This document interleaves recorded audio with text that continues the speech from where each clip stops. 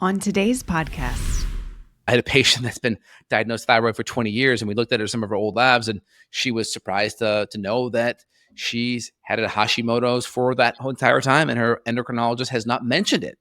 And I'm like, well, they don't mention it because the treatment for any autoimmune condition usually involves steroids and immunosuppressive drugs, and that tends to be worse than the actual side effects of the disease itself. So they tend to not do anything because of it, because the conventional medicine's tool belt options for that aren't the best.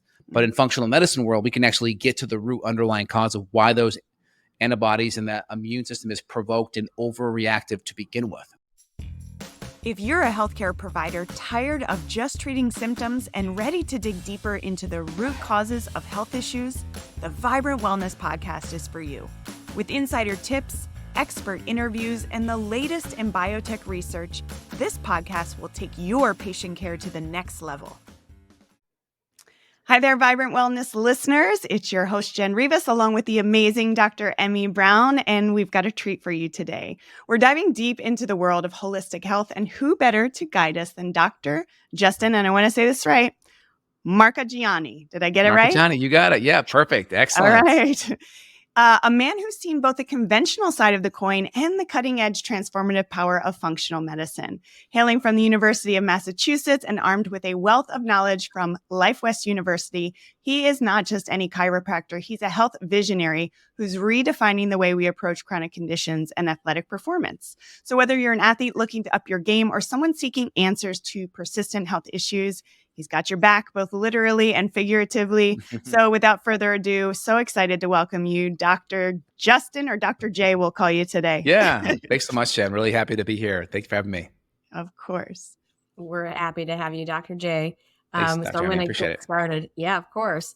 Love to learn about, there's so many different routes you can go when we get into medicine. So what led you to become interested in medicine in general? Maybe when you were a little one, I think that oftentimes our interest starts there. It did for me, at least.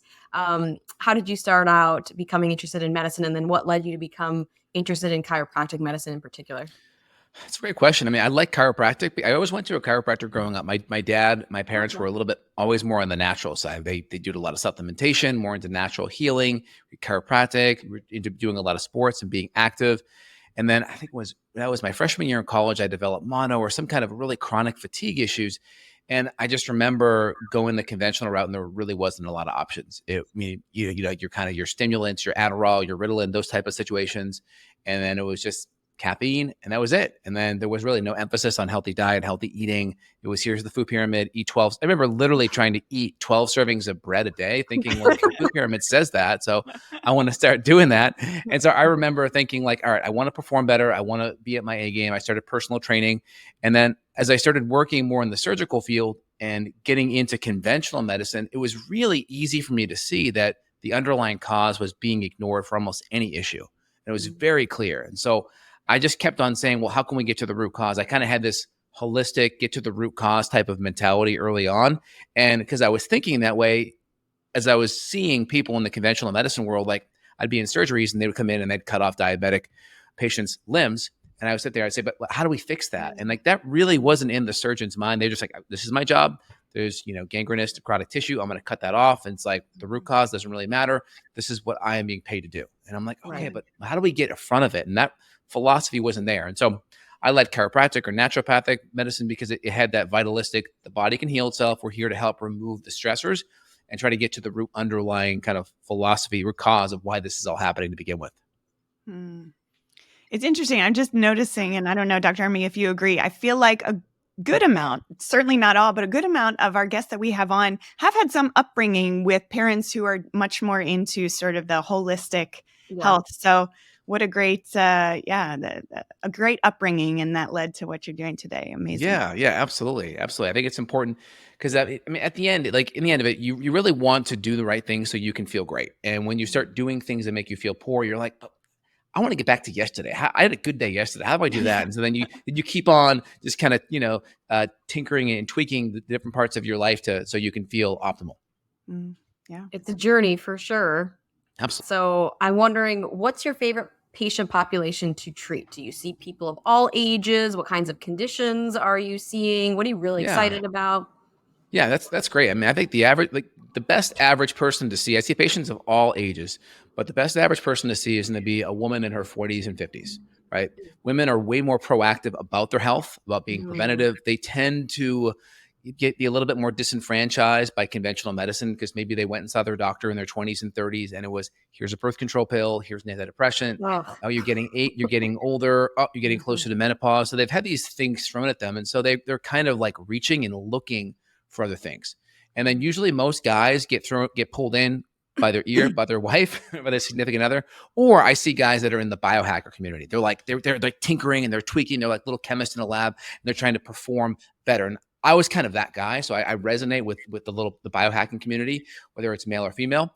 And then obviously, women who have just been really disenfranchised because they've been thrown medications and really haven't been given the underlying causes of why they're feeling the way they're feeling. And it's just birth control pills, antidepressants, you're getting older. Oh, now it's perimenopause. Oh, now it's menopause. And let's cut out your uterus. Let's do so they're not really getting to the underlying root cause. And so I think it's really easy to get disenfranchised when those are your options being thrown at you for a couple decades. Yeah. Speaking of root cause, I know I saw a video of yours where you talk about, functional medicine obviously requires a systemic approach. And you mentioned looking at physical, emotional, and chemical stressors. Can you briefly walk us through this thought process and how this philosophy you sort of implement into your practice? Yeah, excellent question. So keep it really simple, right? If you look at like the approach to chiropractic in its original philosophy by D.D. Palmer, and or a la George Goodhart 100 years later, it was looking at physical, chemical, and emotional stress. Chiropractic did a great job looking at the physical spine and how moving the spine impacted the nervous system, which impacted lots of things, which is good. That's the physical stress component. We have emotional stress. People are stressed for money reasons, relationships, finance, etc., which that's important to look at. But then we have the chemical stress, and that's where we look at food allergens and nutrient deficiencies and stress and inflammation and gut bugs and mold and toxins. And functional medicine does a great job looking at these stressors because we dig in deeper, whether it's testing, digging in, doing good history, really looking at people eat. So that's where functional medicine digs in. And this is what I call it's the great cause of hidden inflammation. Why is there chronic inflammation? This is the hidden vectors that we want to dig into as functional medicine detectives. Absolutely. And one of many things that we talk about often here at Vibrant is mold illness. And of course, we can test for mycotoxins. And so I'm wondering, and I just heard the other day, a healthcare practitioner, there was a reel that they put out, and she said, number one cause she feels right now is at the base of illness is mold. I mean, I don't know how you can make a generalization like that, but it is so oftentimes an issue, but it's not everything. So I would love to know, we haven't touched on this before, Dr. J, if you do suspect mold in a case, what are some kind of high level tips for assessing the home for mold and then going about remediation if need be? It's a great question. One of the first things I ask patients is, do you feel better outside of the home? If you're outside of the Mm. home for a few days, a week or two, outside of like borrowing a vacation where you're putting your feet up and stress is totally eliminated, outside of that, how do you feel? Do you feel a lot better? You notice when you come back into the home, you feel more foggy, more fatigued, more achy, more moody. So I like to always ask those questions. That can give me some good insight if there is a potential mold vector. You talk to any good contractor or plumber, anyone that's been around in the home improvement space for decades at a time that have seen thousands of homes, they'll tell you most homes have some degree of mold there. Yeah. And so you're dealing with people that are genetically susceptible, or how high is the mold? How systemic is the mold issue in the home? So all homes are going to have some degree of mold. We want to make sure that we eliminate any mold from chronic leaks, whether it's foundation, whether it's roof leaks, whether it's a pipe bursting, anything that's an acute leak that's going to put lots of water in, that's going to hit material in the back, like your insulation, your drywall, because mold needs three things to grow. It needs oxygen, it needs carbohydrate, and it needs moisture. Those are the three big things. And so you have acute mold issues due to pipe burst behind the wall, and it's very slow leaking, or that chronic roof leak and it leaks and then you don't get to it for days on end. And then it feeds the moist, it feeds all the insulation, feeds on the drywall, and then you have mold. Or you have a slow insulation crack and you have mold in the foundation of the home coming into the basement. Again, those people tend to be aware of those because you start to see paint bubbling up, you start to see, water spots on the dry wall. You go in your basement, you see water pooling up. People tend to be aware of those. And if they hire a good remediation company to do negative air containment, clean everything up, try to do more non-toxic ways of remediating, whether it's using 12% hydrogen peroxide and just not using things that are more toxic, you can typically get on top of those. I find chronic mold issues through high humidity can be a problem. And so with high humidity, it's good to get a moisture meter. I have one here in my basement right now, and I'll put it on the wall. It's a magnet, so I'll move it from floor to floor. Right now, my moisture here in the basement is about 38%. So you want to be under 50%.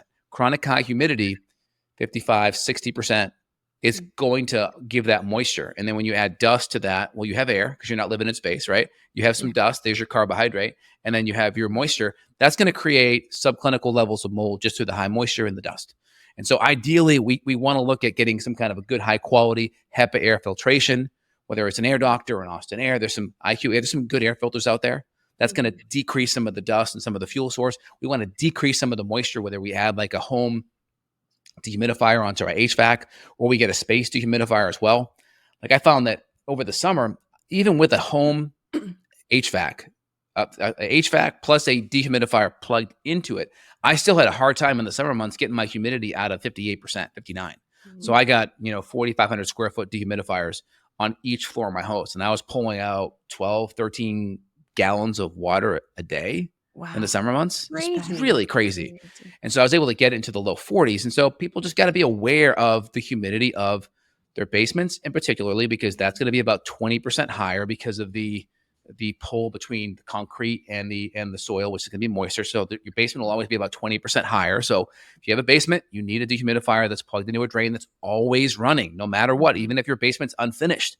And then other floors of your home too, just be aware of it. Like I have my Nest thermostat, so I can tell you my humidity right now on all the floors, but it's good to be aware of it. So I keep mine, mid 40s all the time just to ensure that I'm not going to be growing microscopic mold through high humidity. So that's a big one. So big fan of that.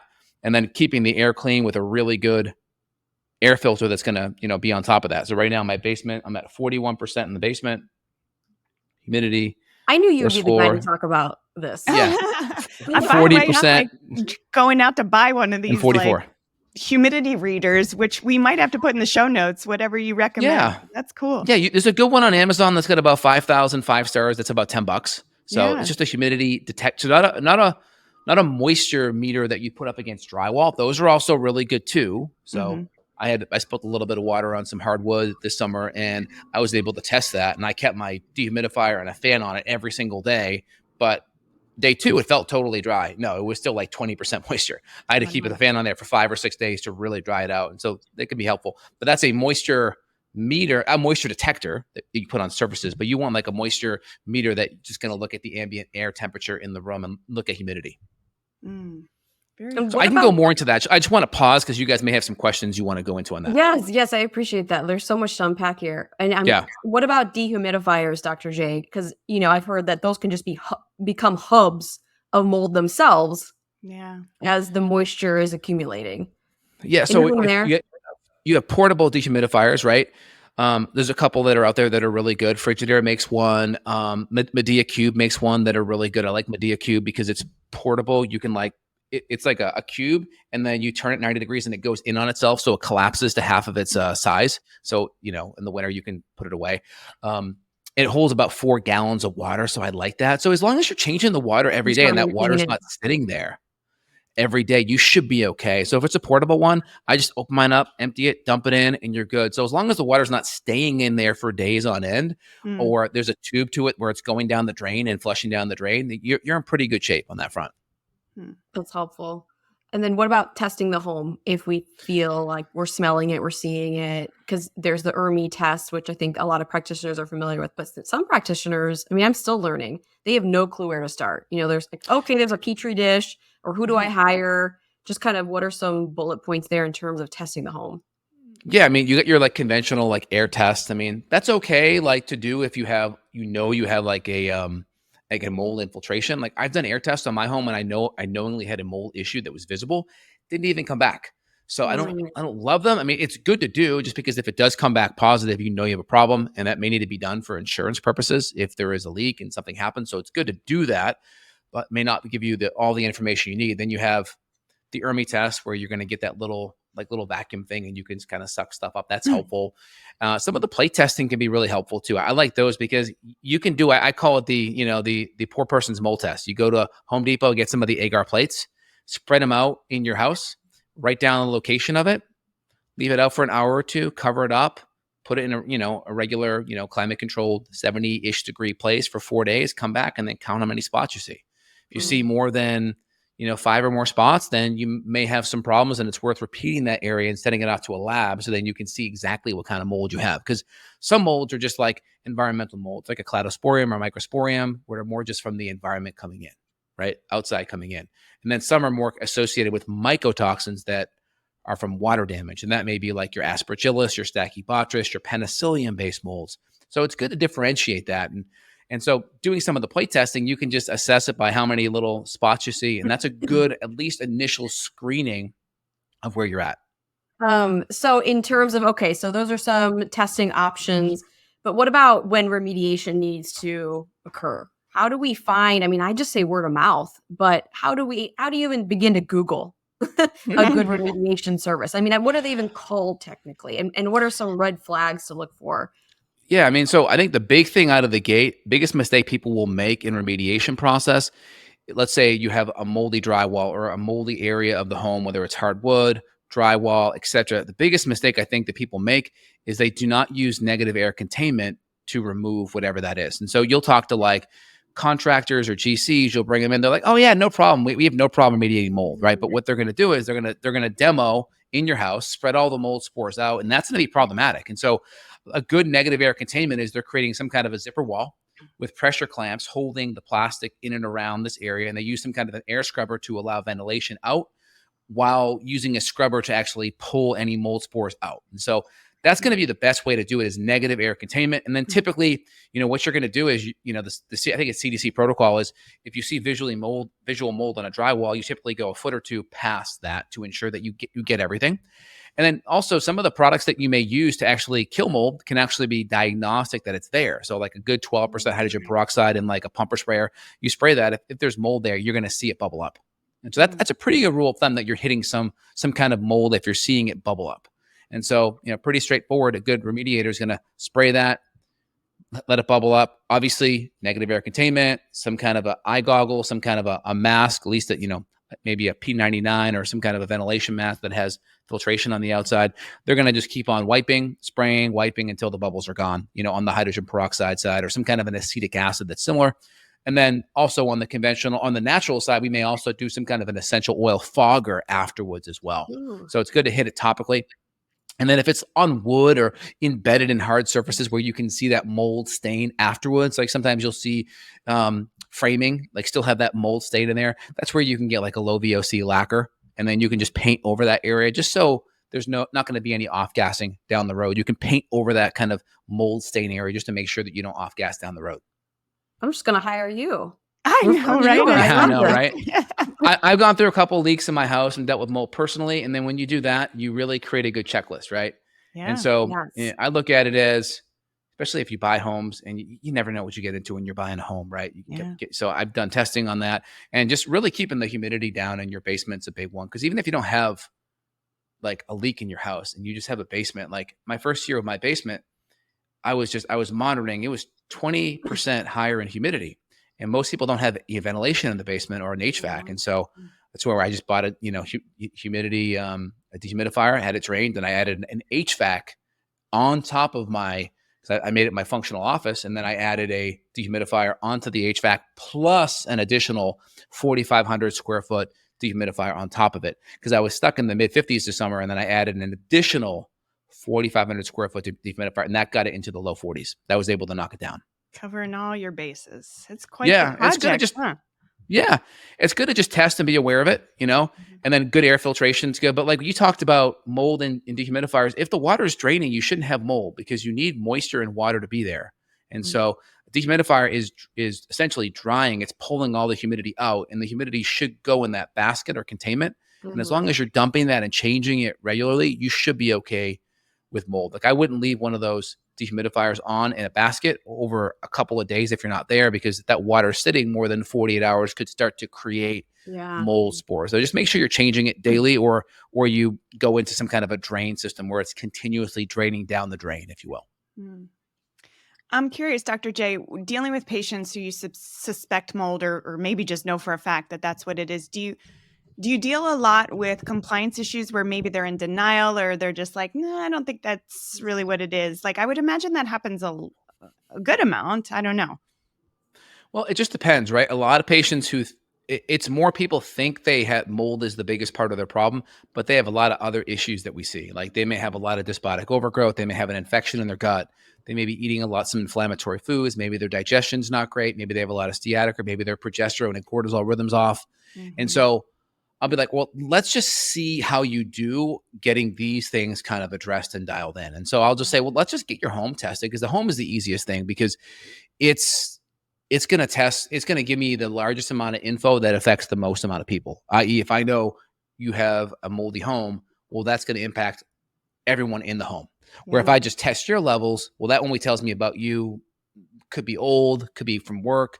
But if I get information on the home, that kind of helps the entire family.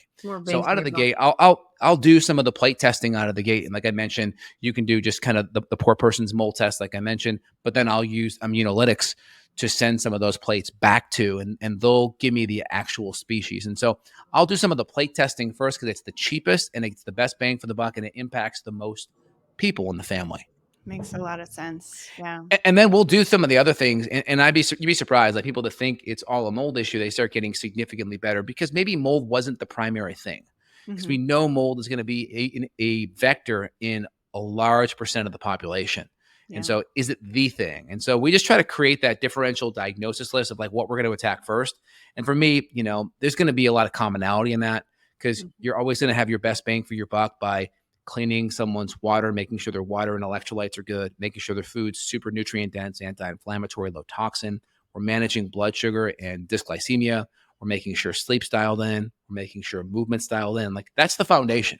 And sometimes people go see the fanciest doctors, $5,000 new appointment, and you'd be surprised at how many foundational things get missed because they're like shiny new object, has to give you this nuance, super tight protocol for this or for that, but some of the foundation things get missed. I see that a lot.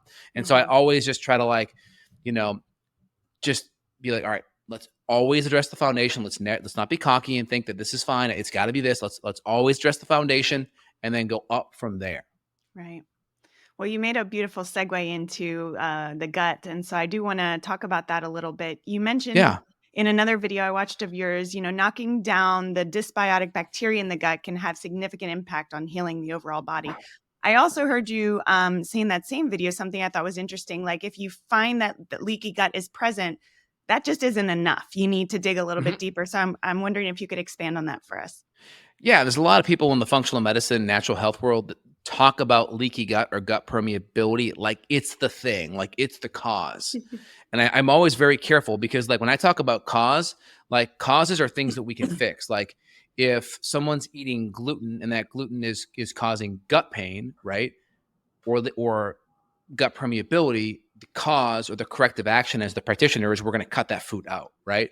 And so people talk about gut permeability like it's a thing that you can actually change in and of itself. And it's really not. It's the effect. It's in a downstream type of thing. And so, okay, we table that and we go upstream to what we think is driving it.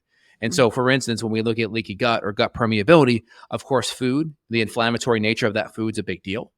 Do we have enough enzymes and acids, and do we have good biliary function? Because just someone being stressed and having low bile production and low acid and thus enzyme production, because you need good acid to make enzymes, that can impact gut microbiome as well. Because good acidity is going to shift the pH downward, and a nice low pH makes it harder for bacteria and bugs to grow.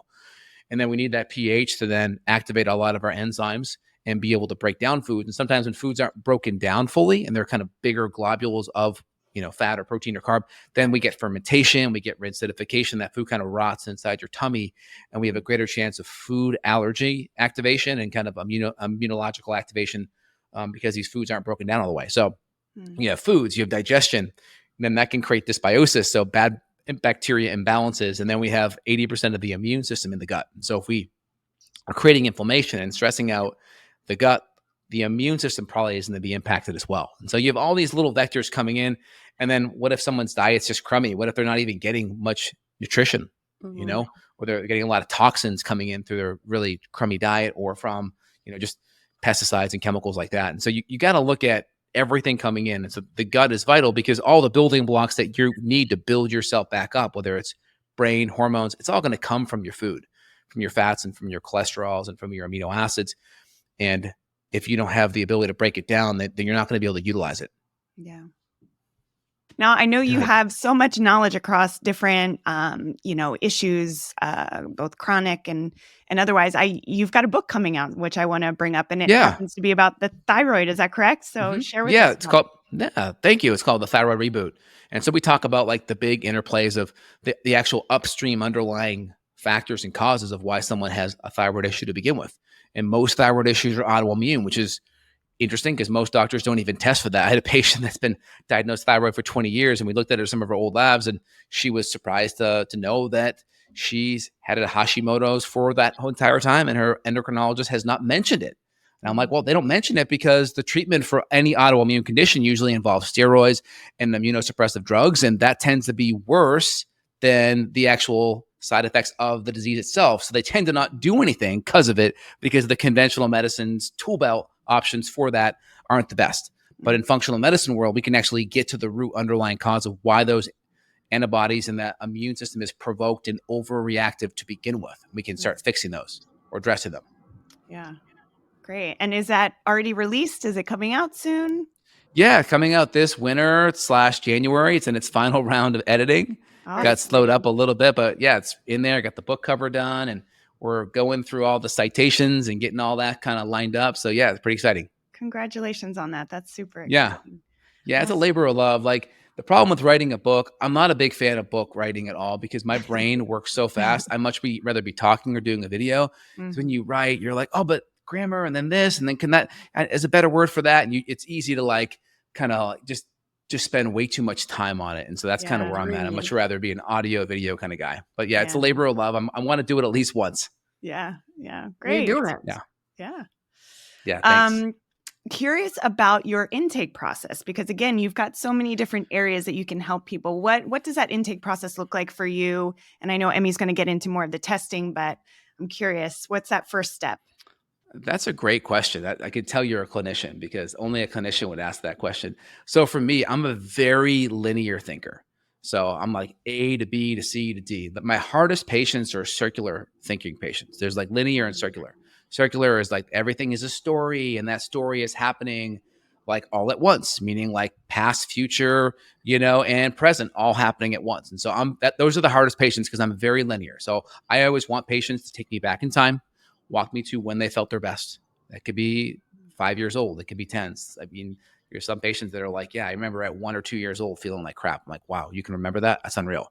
So I always want patients to take me back to when they felt their best, and just walk me through when that was. Walk me through big milestones. Walk me through antibiotic use. Walk me through what your diet was like. Walk me through prescription medications. Walk me through when you had your first health emergency, like you knew something wasn't right in your health. Take me through when you felt great. Take me through when you felt something went wrong, and then walk me through, those couple of years up to now, and just give me the highlight reel. And I'm just kind of looking better, worse, same. And I like to understand kind of what are the inputs that are helping them get better or worse, and then just understanding kind of what they've been through. Because you look at someone's history like that, and you'll find out, okay, they've had 10 UTI infections, and they were sick multiple times, and their mother brought them to the doctor, and they got 20 antibiotics between age 2 and 10. Holy smokes, right? And their diet was processed sugar and grains that, for a decade, and they went low fat in their early 20s. And it's like, oh man, yikes. And so that tells me a story of what's going on. So I like to really understand that progression kind of from the start of their life, from those big milestones of when they were their best, when they were their worst, and then where are they at now? Because some people have come in and they've, gotten information like from, that you guys produce in your podcast and your shows, and maybe they're already getting some momentum and they're already getting some help. I like to know what's already working too, because if things are working, that also tells me a little bit about what their physiology is needing too. So I like to understand what's helping and also what's not helping. Good. Yeah, that's huge. And those are just pillars of good history taking, but a lot of people miss it or they just don't have the training. You know, there's a lot of practitioners History is jumping out. everything. History is everything. And the hardest thing is patience. You'll get into one thing and you could have a patient spend 5 or 10, 15 minutes on one thing. And it's like, Yeah. whoa, I need to really get I need the bullet point timeline. And so, some Mhm. patients I find when they're really sick, there's a lot of trauma and there almost needs to be like the story mode they go into is almost a cathartic type of detoxification Yeah. emotionally for them. So there's a Yeah. lot of that energy built up. And as a clinician, it's hard to kind of get that timeline lined up while at the same time letting that patient feel that catharsis of releasing all of that energy as well. Very well put. That's so true. There's always that counseling component. Jen and I talk about that from time to time. And is there a tool that you like to use to maybe get that timeline out of those patients a bit more efficiently if they are very verbose? That's something I'm always wondering and thinking and brainstorming about. It's a great question. I typically tell patients out of the gate, like right now, we're just trying to do a black and white picture. So that's just the facts. And then we can add color afterwards, or I'll just say, I love you have that. one, or I'll just say, you have one sentence to answer my question. And I promise if you do not answer it, I'll say, go on, go on, go on. So it'll be impossible for you not to, under report what it is I want. And then every 10 minutes, I'll just say, is there anything else you want to go more into detail on? Because I do know people do need this level of catharsis that they need to put that out. So I will stop periodically and just say, do you want to go into detail on anything else? And I do find that once I'm able to kind of extract information and pull that out, and I give patients the ability to go back and go more into detail, surprisingly, not a lot take me up on that offer, which is interesting. There's definitely a psychological component with that. And then also too, I think that's the big one. And that's the big issue with patients. And then I'll try to get patients to walk me through a typical day of food. That's always interesting too. I'm a very linear thinker. And sometimes when patients talk about their meal, I like to know that patients know what they're eating. So It's like a I quiz tell a them little to, bit. yeah. So I'm like, all right, list out your proteins, your fat, and your carbs. Okay, my proteins are kale. And I had so I'm like, okay, all right, no. Sounds So like my because 6-year-old. because it's like I have to know that you know what we're talking about, right? And so that helps me because I'm always trying to get patients for blood sugar purposes to package up good protein and fats together. So we want to make sure we know what we're talking about, right? I can't just assume that. And then we're managing blood sugar and all that. So it's good just to be on the same page of terminologies and things like that. That's good. That's such a huge and important point. I want to just emphasize, Dr. J, before we move on, because we get patients who have all different levels of understanding. And especially in the wellness industry where it's just booming, you have people who are pretty knowledgeable, but what are they reading? Knowledgeable about what and in what way? And then you have people who are just really need the 101 to start off with. So Yeah. Yeah, and I think the other key is also managing expectations. I mean, I've seen patients, more in 2 months of care, they're like 50% better in certain areas in 2 months. And I tell patients, well, probably 5 to 10% improvement per month, and you'll have patients 50% better in 2 months, and there's still a sense of they're not happy, they're disappointed, and it's managing patients' expectations is so key, and it's so hard because you really have to frame that out ahead of time, and there's a gestational period in which things happen, right? You wouldn't, get pregnant and then 2 months later be like, where's the baby? Come on, let's go. There's a gestational period in how things tend to work and unfold. And just getting patients on that same page is so important because there's nothing more frustrating as a clinician, getting a patient better, feeling like what you're doing is success, you're having success, but then the patient interprets it totally differently. I'm curious, and Dr. Army, I don't know if you agree, but I feel like providers might like to know what are some of those tools and strategies you do to set those expectations. Yeah, I try to tell patients out of the gate 5 to 10% per month. And or typically for every year you haven't felt great, it's going to be usually 1 month to recover. So if someone's been sick for, a decade or not been great for a decade, it's probably going to take a year or, about 5 to 10%, per month. And patients are, it's really interesting. Patients come at it and they're just like, well, I think it's this, I think it's that. And I'm like, oh, wow. Yeah, I'm not that cocky. Like, I just know like there's probably 10 inputs that are impacting you, and we're just going to hit all 10. And one may be 30% of an input, one may be 5, one may be none, one may be 50. I don't know. Right. And you kind of have an inclination, but I'm going to just make sure I hit it all in the right order so I have the best chance of success. But it's amazing. Patients come in and they're like, oh, it's got to be this. I'm like, maybe it could be, but we're going to make our list of what I think is the most likely to the least. And we just kind of go in order so we don't miss anything. Yeah, that's great. And segueing to that order, if you will, how do you like to use functional medicine testing and testing overall, Dr. J? So routine labs and functional medicine testing, maybe in the context of thyroid health, as that's what your book is focused on. Because oftentimes we talk about autoimmune thyroiditis, Hashimoto's typically for hypothyroid, but why? And are you assessing why, using functional medicine labs to assess why? So in the thyroid world, you really want to know where the thyroids are at. Because if someone does have an elevated TSH, that's a problem. Just from a med legal standpoint, you could be open to lawsuit if someone has a TSH that's very elevated and you're not fixing that, you're not addressing that. And so you want to make sure legally you're covered, okay, or referring out if you need on that front.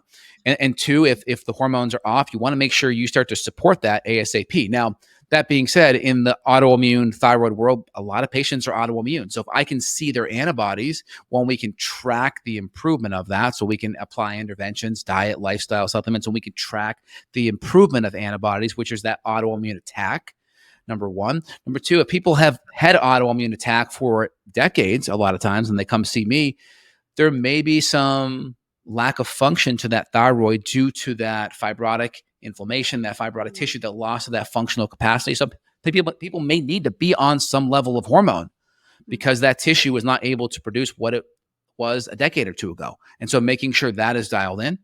And then, of course, if we're going to be adjusting and using natural desiccated thyroid glandulars or some kind of a bioidentical type of Armor or Nature Thyroid, a WP or NP thyroid, we want to make sure we're dosing it up appropriately. We're looking at the lab ranges and we're trying to get the person in that optimal kind of functional range, if you will. Or maybe that top half or top 25% of that range if we're, T4 or T3 levels specifically, or getting that TSH closer to 0.5 to 2 or so. Ideally, one's ideal, but in the world of thyroid, we don't want to be overly focused on TSH if the other numbers downstream are off. So I always prioritize how the patient feels, looking at the T4 and T3, making sure antibodies are coming down. And then we try to make sure if we can get TSH in that range too, that's ideal. So, of course, that management of hypothyroid is essential to start off with. But what if you have a patient who wants to get off of thyroid replacement? Are you doing any kind of deep dive into, maybe, is that possible? Have you done that? I'm curious. Some practitioners are kind of in that area. Yeah, I tell patients first, let's just get your thyroid, let's get your TSH closer to 1. And again, by closer to 1, sometimes people get to 1 and they still have lower hormone levels. And so it's important to try to say, okay, this is kind of the goal that we want to be in with TSH, because we don't want it so high because that's whipping a tired horse. You're going to eventually, patients are going to get a goiter because that TSH is just overstimulating that thyroid. So we don't want that to happen. That's not good. So we can bring the TSH down by bumping up thyroid hormone to a beneficial level. Usually the functional ranges are around T4 free is around 1 to 1.5, T4 totals like around 6 to 10, T3 free is usually around 3 to the low 4s for T3 free, T3 total like 100 to 150. And so we try to, get them within those type of ranges, and we look how patients feel. We may test body temperature, basal temperature in the morning. So those are some good other subjective and objective ways to kind of assess what's going on. And then I tell patients, let's go through and let's fix your female hormones, low progesterone, maybe they have a luteal phase defect, maybe there's some adrenal issues. Let's work on making sure there's no nutrient deficiencies for zinc and selenium and magnesium, copper. Let's make sure we fix the gut, we fix absorption. Let's work on the microbiome. Let's push detoxification, maybe look at mold or metals if we need to. And then 6 months later, once we've addressed all the core foundational things, functional medicine wise, then we can slowly, cut back a quarter grain, every month or so and see how your body does, and just make sure that TSH is not screeching up. I mean, we can do things like ashwagandha and vitamin A and Coleus forcicle. We can do some herbs that are going to help with that HPT axis, hypothalamus pituitary thyroid axis. So we can do things like that. My thing is just get everything set foundationally, functional medicine wise, and then come back and then maybe drop a quarter grain once every month or so and just see how that patient feels, and then just monitor the labs. Totally fair. Makes sense. And I love how you frame the functional medicine labs in terms of stool testing and micronutrients Yep. as foundational Yep. because they really do have a place in so many of these cases. That's correct. And I find on the thyroid side, most people make mistakes with thyroid because they test the person totally fasting with no thyroid. And that Mm, primarily comes from Synthroid having a 4 to 5 day half-life for T4. And so that doesn't really matter taking it in the morning. So most doctors apply that. But the problem when you look at the T3 data, T3 can have a half-life of 6 to 8 hours up to 24. And I've seen patients take T3, like I have their baseline levels, right?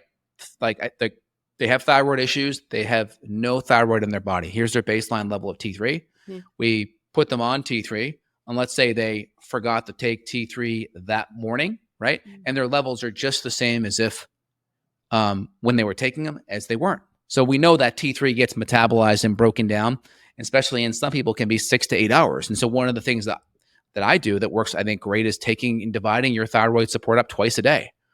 So if it's a thyroid glandular, we do it twice a day because then you get a little bit more all day coverage with the T3 that may be in your WP or Nature-Throid. So you get all day coverage. And I see that quite frequently. And then when I test that morning thyroid test, I'll have them take their thyroid support, 2 to 3 hours earlier. So then I get to see where their T3 is, at its highest level, if you will. Right. So then we're kind of seeing where that T3 is. Because if I see it's at the lower end of the range and they've just taken it 2 to 3 hours ago, that tells me it may need a little bit more up. And so I always like to do it that way. Most doctors, I think, revert back to how they look at Synthroid because Synthroid has a 5-day half-life. And they do that primarily, I think, because that doesn't really impact it because 5 days is a long time. But T3 can have that, 6 to 8 hours up to 24. And so that impacts it. And then again, taking that thyroid support twice a day, I find is better. And every now and then I'll have someone that is a thyroid patient and I'll have them take their thyroid support before bed. And that will help sometimes. You'd be surprised. Yes, So I've we heard just that try to, strategy before. And I think it's so important to think about other dosing strategies yeah, rather than just sticking with the standard of care because it may be better for an individual. And even though it seems like you wouldn't take your thyroid at nighttime, depending on the complexity and the half-lives and the metabolism, there is definitely some use there. So thank you for bringing that yeah. up. I haven't thought about that in a long time, but it's a great point. Yeah, with someone with that, we'll just divide their doses by 3, like morning, afternoon, and then nighttime. And we'll just add a third dose at night and we'll just divide it up by 3. And then some patients, if they have really poor gut function, I'll let them dissolve their thyroid in their mouth for a couple of minutes and then swallow it just to get that absorption going out of the gates. Yeah, very That can be clever. helpful. Good trick. Huh? Yeah.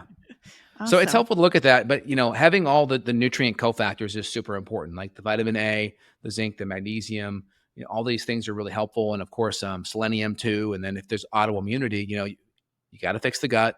You may add in nutrients like selenium, like CoQ10, like curcumin. You may bump up glutathione levels, vitamin D. We may do those things to really get that immune system very modulated. And of course, an autoimmune diet may be a really good foundational thing just to cut out a lot of the big food allergens, not just gluten, but grains too, because some people who are gluten sensitive, they'll just go to rice, they'll go to corn, they'll go to oat thinking that they're gluten-free, but they're still eating lots of processed grains and they can get this gluten-free backlash, if you will. And so we got to be careful of that. That's a good way of putting it. Yeah. Great. I'd love to share or have you share, Dr. J, a couple success stories or one success story, anything that really stands out with a patient that you've worked with. It doesn't have to apply necessarily to thyroid. It could be anyone that you've worked with. It's a great question. I mean, there's always a couple every week that come to me, right? But usually it's going to be someone dealing with like the typical big 5, right? I got patients all the time. There's some kind of an energy issue, a mood issue, a digestive issue, right? It's those are the big 3 to 5 things. It's mood, energy, female hormone, digestive. Those are going to be the big ones. So I had a patient, I'm just trying to think because the weeks all blend together. My wife's like, do you have any good patient success stories today? I'm like, at the end of the day, like all my patients kind of like mash up in my head as like one. Yeah, person. it's one big patient. Huh? It's one monolith of a patient. And so at the end of the day, you kind of like forget like, oh yeah, that was a separate person. Okay. Yeah. But I had a patient, just trying to go back here recently. I mean, I would say that the biggest thing, I had a patient recently, lots of fatigue, very low ferritin, mood issues, lots of brain fog, lots of digestive issues, and just coming through and working through the functional medicine principles, addressing what's in the lab, getting the diet better, getting blood sugar better, fixing the malabsorption, and then just that person seeing massive improvements in energy, mood, brain fog, digestion, absorption, sleep, just seeing big improvements in those factors. That's always, I'm sure, so rewarding. And I love that your wife asked you, because I think I would do the same thing. I'd always want to hear Yes. this. Yeah, exactly. And it's tough because it all blends together at the end of the day. And it's like, oof. Well, because Yeah, and each as a case is clinician, so it's complex. tough, right? Because you got patients are coming at you with their problems all the time, and it's hard to like, if you don't get the success you want, or you don't get the win, or the patient's struggling with compliance, it's hard not to like take on their struggles like it's yours and Yeah. internalize it. And that's the hardest part about being a practitioner. It's like, I'm going to do my best. I'm going to wear this hat, and I'm going to take it off at the end of the day. And then, you got to have that transition every day. It's tough because it's easy to just care for and love your patients so much that you internalize their successes and their losses as if it's Yeah. yours. It's I love so that. true. Yeah, we need to Yeah. put a pin in that, Dr. Emmy. And Yeah. that would be a great topic, I think, for a podcast, just talking about the self-care for providers and Yeah. how Mhm. you wear that and how you can release that at the end of the day. But Yeah. yeah, thank you for sharing that. Absolutely. Absolutely. It's Absolutely. like and you're so good at being succinct, Dr. J. So, and that was my next question is 3 pieces of advice for wellness practitioners looking to maybe get into functional medicine. Maybe they are more conventionally trained, but maybe let's pull on that a little bit more. What are some things you do? And I'll bring up one of my favorites when I was in school, even from some of a couple professors doing so many physical exams with patients as a naturopath. In between each patient, of course you wash your hands, but being really Mhm. mindful in that moment of washing your hands between patients and almost emotionally cleansing between patients. That's one of my favorites. But what do you do when you Mhm. go home? And you said kind of like switching the hat, or do you do anything in terms of journaling or any I don't know, physical activity? Any tips there? Yeah, it's kind of like that movie with Kevin Costner. I think it was like the baseball movie, like in 2003, 2004 it came out. And then between batters, he would like take a deep breath and it would just be like clear the mechanism. So it's just kind of that deep breath. And then you just kind of like visualize Control Alt Delete on the screen, and then everything goes blank. And then you just Yeah. start over. It's kind of Yeah. like that kind of mindset. And then of course, just being healthy, like just being healthy. Mhm. I'll do EFT or visualization or meditation, just things to kind of clear any of that subconscious stuff that just kind of gets garbled up there from just dealing with everyone's problems, because you're dealing with everyone's problems plus your own problems. And so you just got to clear that path all the time. Yeah. So And I think important. with patients too, it's like, I think as a practitioner tip, I think making sure it's really clear to that patient what their forward pacing vision is, what's their focus the next month. Like be Yeah. very clear what those action items are. And then I think also be very clear what could go wrong and what to look for. Because I find that you can give patient may actually have a side effect or an issue. But if you're predicting that ahead of time and then they know what to do, you can actually increase your rapport and trust with the patient by them having a negative issue. If you're able to adequately predict and help them navigate that ahead of time, it actually Yeah. can increase trust in you. So when you're doing any killing or you're adding in something that may have a potential known issue, if you can try to predict those things ahead of time and let the patients know what to do, then when it happens, it's like Dr. J called it. He got it right. And I know exactly what to do. And I feel like I can navigate this without him. Such a Yeah. great tip. And it cuts down, I think, Yeah. on a little bit of anxiety as practitioners that we have. I think all of us kind of Mhm. carry, when we go home and you're thinking about a more complicated case or a higher risk case, if you counsel them on things that may happen down the road as an adverse side effect, I think that covers us too and kind of leads Yeah. to okay, I don't have to worry so much about that. I Yeah. agree. And then people need rapport. And then I think also when you're explaining difficult things, you have your little story about, what helps you kind of explain it. It's because I'm a bigger Mm, fan of getting patients to understand concepts versus understand facts.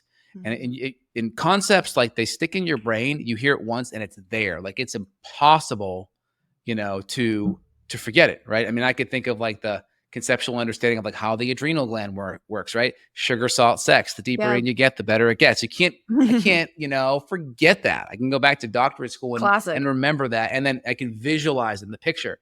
It's like, got it. Or I, explain, about the HPA axis, or I'll explain about the gut lining. I have my little stories that I create over the years just so people Yeah. can understand it. And then they got it. And they feel like, okay, I'm understanding it.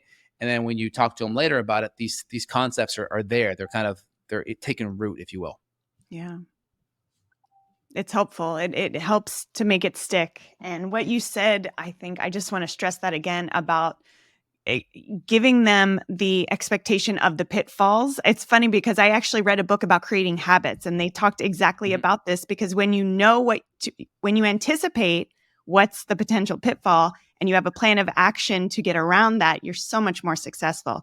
And I don't, you're the first provider that I've spoken to that's talked about that. So I think that's so important. It is. And it's all about rapport, because in general, you can have the best path, the best plan, but you're only going to get success if that patient does what it is you ask them. But not only that, healing is not a straight path. It's not linear. So there's going to be ups and downs, and it's like calling a play in football. We had an incomplete pass, whatever. Well, you got to come back to the huddle, and we got to look at what happened and then call a new play. But if the patient takes their ball and goes home, you can't help them, right? So it's getting that patient to understand that, come back to the huddle, let's look at what happened, let's take the feedback from that experience and then make an adjustment. So getting patients to really have a solution-based mindset is helpful. But, it can be tough sometimes because patients are, brought up in this, like drug symptom kind of mindset, and they want results fast. And it took them a long time to get here. So sometimes it takes a little bit of time to get out of here. Sure. It's not the magic bullet. It's absolutely not, but it's worth it. The consistency of all the therapeutics we do. Absolutely. Yeah. Yeah. 100%. So we're coming to the end here, Dr. J, and we've unpacked so much, and we touched on your book. Maybe I missed it. What's the title of your book, and any other events or resources or news or goodies you want to share with our audience? Yeah. Great question. So the book is The Thyroid Reboot. Yes. The Thyroid Reboot. If you go to justinhealth.com, you can get the first chapter there totally free. Nice. Got a lot of stuff in there on thyroid, lab testing, some of the things that I talked about, you'll be able to get access to there. Book will come out soon. If you subscribe to the newsletter, you'll get access when it comes out. And then at justinhealth.com, I have a YouTube channel, do a lot of live videos, podcasts, a lot of in-depth conversations. Just really, here to help educate the public, provide lots of actionable, good information to get people healthy. Cool.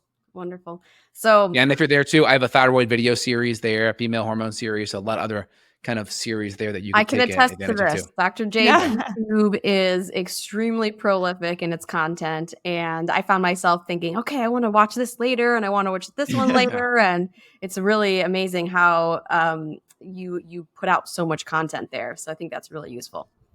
Oh, thank you. I appreciate it. Yeah.